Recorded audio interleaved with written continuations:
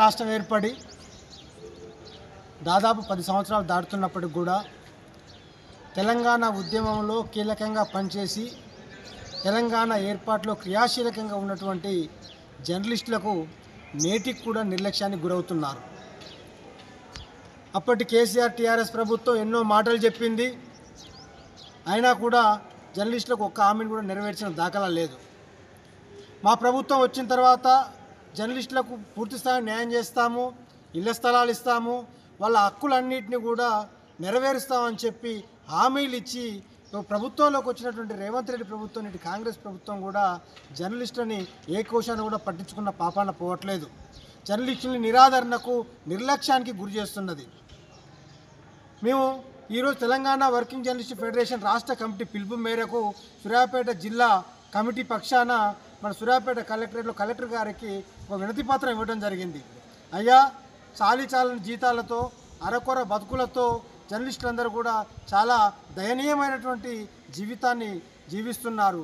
కాబట్టి మీరు ప్రభుత్వానికి ప్రజలకు వారధిగా ఉన్నటువంటి ఈ యొక్క జర్నలిస్టుల పక్షాన నిలబడి ప్రభుత్వం మీద, రాష్ట్ర ప్రభుత్వం మీద ఒత్తిడి తీసుకొచ్చి ఈ జర్నలిస్టుల సమస్యలు పరిష్కరించడానికి సహకరించాలని చెప్పి ఈరోజు మనం కలెక్టర్ గారిని కోరడం జరిగింది.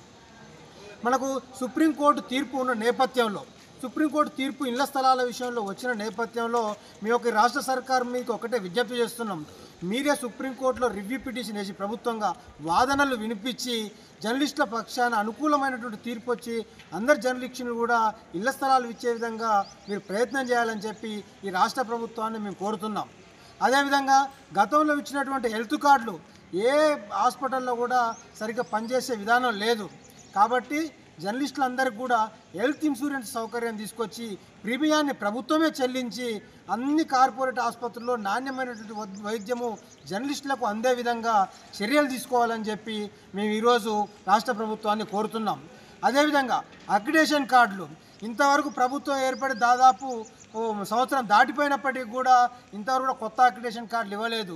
ఏమైనా కానీ వాటి పరిమితిని పెంచుకుంటూ తాత్సారం చేస్తున్నారు తప్పించి మీడియా అకాడమీ కానీ దీన్ని ప్రత్యేక చొరవ తీసుకొని అందరూ అర్హులైన జర్నలిస్టులందరికీ అక్రిడేషన్ కార్డులు ఇవ్వాలని చెప్పి మేము ప్రభుత్వాన్ని కోరుతున్నాం.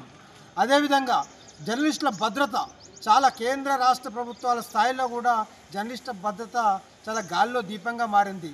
నిజమైన వార్తలు రాసేవాళ్ళు నిర్భయంగా ప్రభుత్వాన్ని ప్రశ్నించే వారికి ప్రాణాల మీదకి వచ్చి చనిపోవడం జరుగుతుంది, వాడిని హత్య చేయడం కూడా జరుగుతుంది, వాటి మీద దాడులు జరుగుతున్న జర్నలిస్టుల మీద. కాబట్టి జర్నలిస్టుల రక్షణ కోసము కేంద్ర రాష్ట్ర ప్రభుత్వాల స్థాయిలో కఠినమైన చట్టాలు తీసుకొని రావాలని చెప్పి మేము ఒక ప్రభుత్వాన్ని కోరుతున్నాం.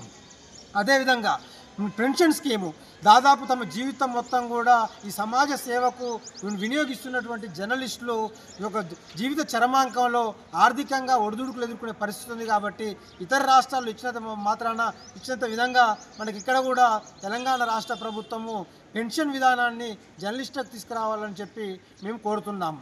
అదేవిధంగా మహిళా జర్నలిస్టుల రక్షణ కోసం కూడా కఠినమైనటువంటి చట్టాలను తీసుకొని రావాల్సిన అవసరం ఉందని చెప్పి మేము ఒక రాష్ట్ర ప్రభుత్వాన్ని కోరుతున్నాము. అదేవిధంగా చిన్న తరహా, మధ్య తరహా పత్రికలకు ఒక మీడియా ఎంపానల్లో చేర్చి అందులో పనిచేసిన జర్నలిస్టులందరికీ కూడా అక్రిడేషన్ సౌకర్యంతో పాటు ఇతర రాష్ట్ర ప్రభుత్వం నుంచి వర్తించే అన్ని సౌకర్యాలని కల్పించాలని చెప్పి మేము ఈరోజు ఈ యొక్క రాష్ట్ర ప్రభుత్వాన్ని కోరుతున్నాము. తక్షణమే మీరు రాష్ట్ర ప్రభుత్వం దీని మీద ఒక తీవ్రమైన నిర్ణయం తీసుకొని జర్నలిస్టులందరికీ న్యాయం చేయాలని చెప్పి ఆశిస్తున్నాము. లేకపోతే భవిష్యత్తులో మరిన్ని ఉద్యమాలు చేసి జర్నలిస్టుల హక్కుల కోసము, జర్నలిస్టుల యొక్క సమస్యల పరిష్కారం కోసం తెలంగాణ వర్కింగ్ జర్నలిస్ట్ ఫెడరేషన్ ఎప్పటికీ పనిచేస్తుంది, జర్నలిస్టుల పక్షాన నిలబడుతుందని చెప్పి తెలియజేస్తూ నేను సెలవు తీసుకుంటున్నాను.